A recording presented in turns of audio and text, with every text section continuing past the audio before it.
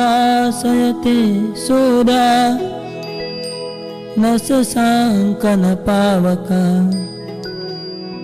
यद्गत्वा न निवर्तन्ते तद्धाम परमं मम। সূর্য চন্দ্র অগ্নি বা বিদ্যুৎ আমার সেই পরম ধামকে আলোকিত করতে পারে না।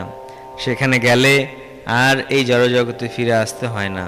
তাৎপর্য: চিন্ময় জগৎ বা পরম পুরুষোত্তম ভগবান শ্রীকৃষ্ণের ধাম কৃষ্ণলোক বা গোলক বৃন্দাবন সম্বন্ধে এখানে বর্ণনা করা হয়েছে। চিদাকাশের সূর্য কিরণ, চন্দ্র কিরণ, অগ্নি অথবা বৈদ্যুতিক শক্তির কোনো প্রয়োজন হয় না, কারণ সেখানে সব কয়টি গ্রহই জ্যোতির্ময়। এই ব্রহ্মাণ্ডে কেবল একটি গ্রহ সূর্য হচ্ছে জ্যোতির্ময়, কিন্তু চিদাকাশে সব কয়টি গ্রহই জ্যোতির্ময়। বৈকুণ্ঠ লোক নামক এই সমস্ত গ্রহে উজ্জ্বল জ্যোতির দ্বারা ব্রহ্মজ্যোতি নামক চিদাকাশ প্রকাশিত হয়।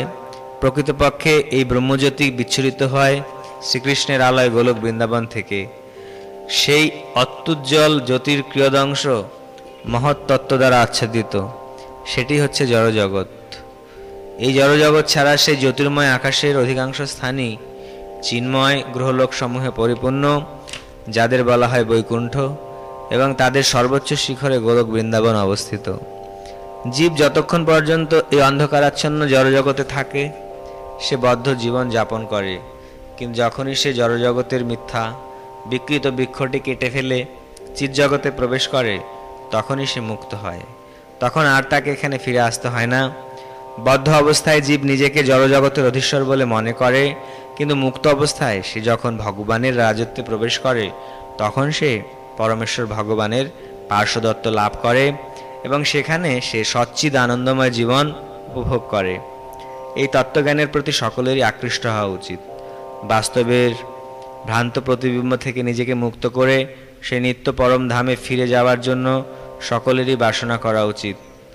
যারা এই জড়জগতের প্রতি অত্যন্ত আসক্ত তাদের পক্ষে সে আসক্তি ছিন্ন করা অত্যন্ত কঠিন, কিন্তু তারা যদি কৃষ্ণ ভাবনামৃত গ্রহণ করে তাহলে সেই আসক্তির বন্ধন থেকে ধীরে ধীরে মুক্ত হওয়ার সম্ভাবনা থাকে।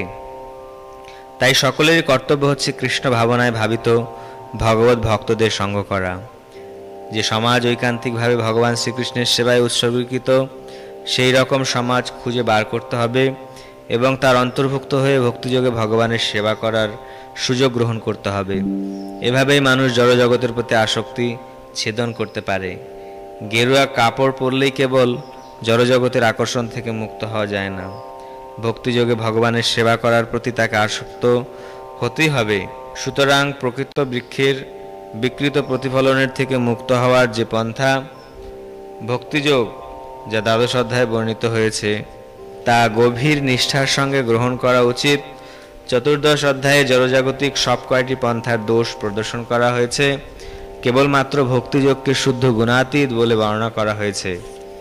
এই শ্লোকটিতে পরমম মম কথাটির ব্যবহার খুব গুরুত্বপূর্ণ।